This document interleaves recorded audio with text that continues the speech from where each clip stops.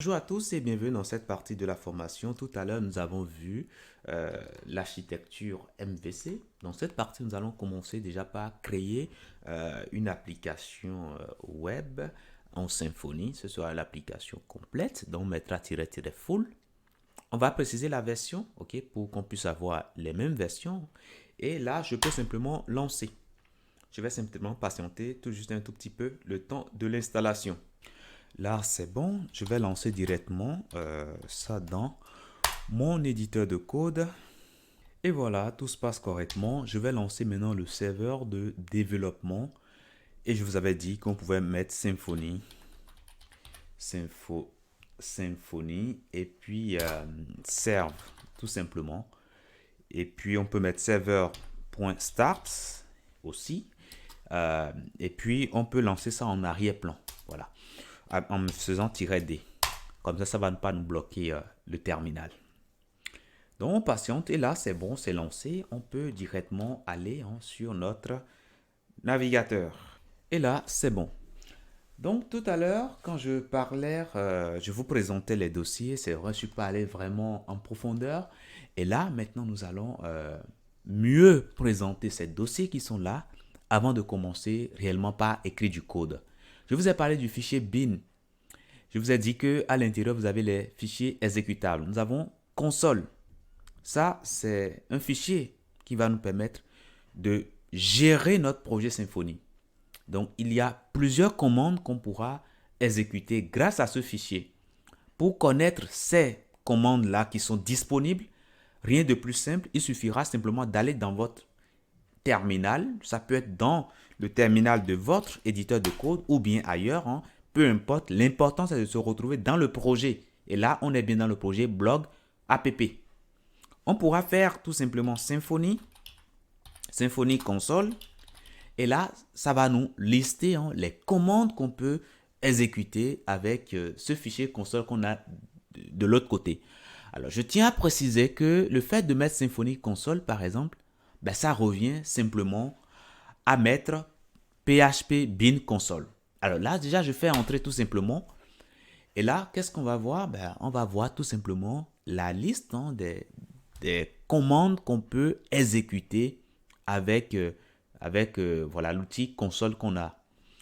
Donc, si je n'ai pas la CLX Symfony et que je veux quand même gérer mon projet, je peux simplement mettre alors PHP. Et là, je vais faire référence au fichier qui se trouve dans le dossier bin, c'est-à-dire au fichier console qui se trouve dans le dossier bin.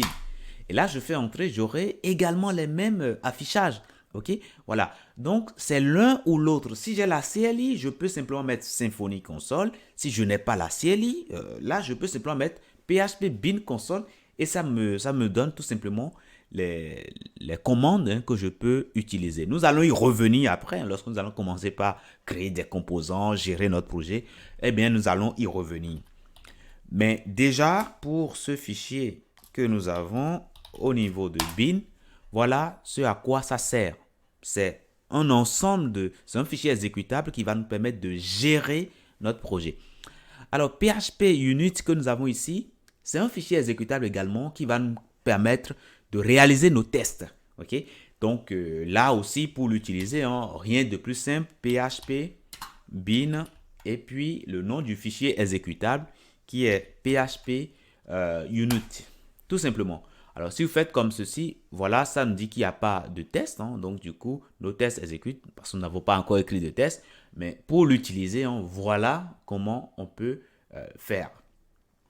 Après, si vous avez d'autres fichiers exécutables à créer, vous pouvez les mettre directement ici.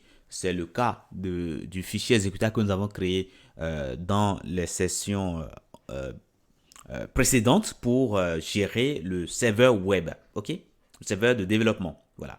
Donc ça, c'est bon. Je viens de présenter de manière explicite ce dossier bin. Maintenant, nous avons le dossier config. Je préfère le laisser pour la fin parce que j'irai beaucoup plus en détail, ok? Et il y a beaucoup de choses à voir à ce niveau, donc je préfère le laisser pour la fin. Migration ici, lorsqu'on va utiliser Doctrine, puisque Doctrine, je vous ai dit, c'est un ORM qui va nous permettre de ne pas avoir à écrire du code SQL. Donc, lorsqu'on va écrire notre code PHP qui va représenter nos tables et puis nos bases de données, etc., eh bien, on va créer des migrations. Les migrations, ce sera tout simplement des fichiers qui vont contenir les requêtes SQL qui seront exécutées sur notre base de données. Donc, ces fichiers qu'on va appeler des fichiers de migration qui auront tout simplement à l'intérieur de ces fichiers, on aura des requêtes SQL. Et bref, ces fichiers viendront se mettre ici au niveau de migration. Nous allons revenir en détail lorsqu'on sera au niveau de la création de bases de données, etc. Ça, nous allons y revenir plus en profondeur. Ici, au niveau de public, j'avais déjà parlé brièvement. C'est tout ce qui sera public, ok? Tout ce que nous allons afficher à nos utilisateurs. Donc, par défaut, nous avons index.php. C'est ça qui est rendu systématiquement. Et là-dessus, maintenant, il y a un routeur qui permet de voir le contenu qu'il faut afficher. Maintenant, si nous avons des fichiers images que nous voulons afficher au sein de notre site, ou bien nous avons des vidéos, nous avons des fichiers CSS et tout ça, eh bien, tout cela, nous allons les mettre dans le dossier public. Ok? Donc, on peut déjà commencer ici par créer ici un dossier asset, par exemple. Ok? Et puis, à l'intérieur, on pourra créer un dossier CSS. On pourra créer à l'intérieur de asset, on pourra créer un dossier JS, par exemple. Ok, et puis voilà, on peut avoir un dossier image, bref, tout ce qui sera contenu statique, eh ben, nous allons les mettre tout simplement à l'intérieur de ce dossier public. Voilà, donc là, c'est bon. Maintenant, template. Eh bien, c'est ici que nous allons tout simplement créer la structure de nos pages, les pages que nous allons afficher et tout ça. Eh bien, c'est ici que nous allons créer tout cela. Eh bien, nous allons y revenir quand même plus en profondeur. Ça, ne vous inquiétez pas. Les tests seront dans ce dossier test au pluriel ici.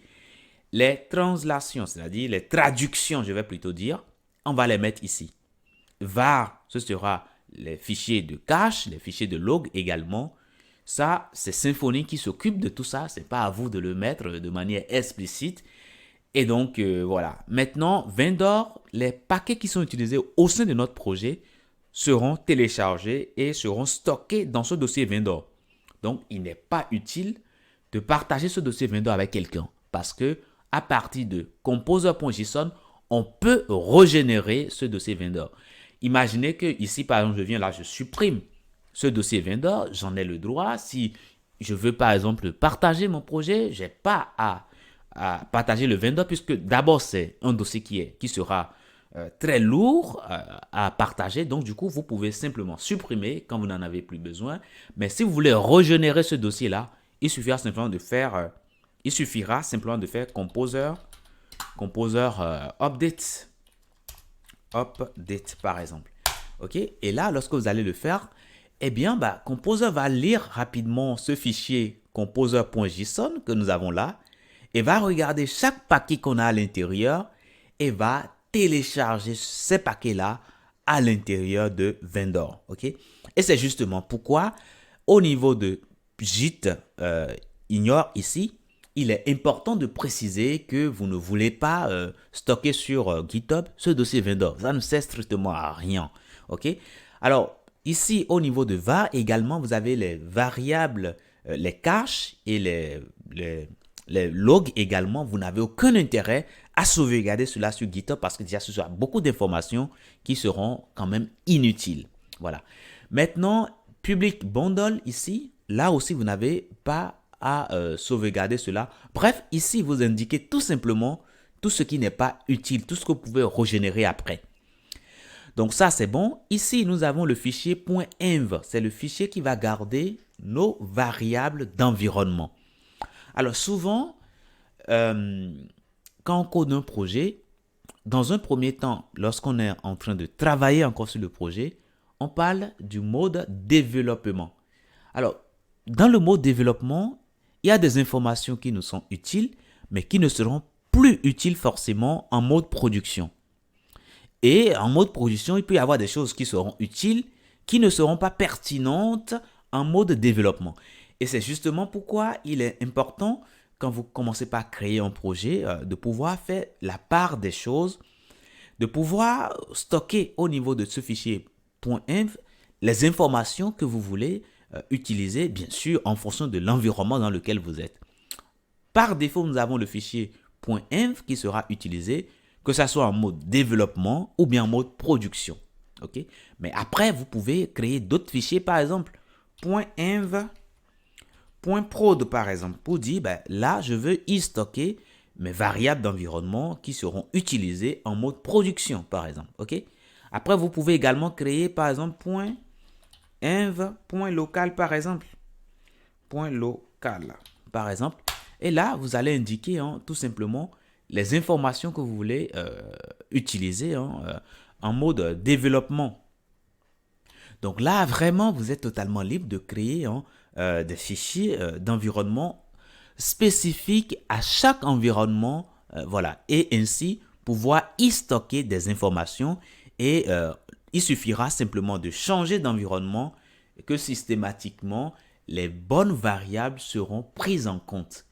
Donc voilà pour ce que je tenais à vous dire dans cette partie. Je vais quand même revenir dans la prochaine partie et aller beaucoup plus en profondeur sur le dossier config que j'ai laissé jusque-là. Je vous dis merci et à tout de suite.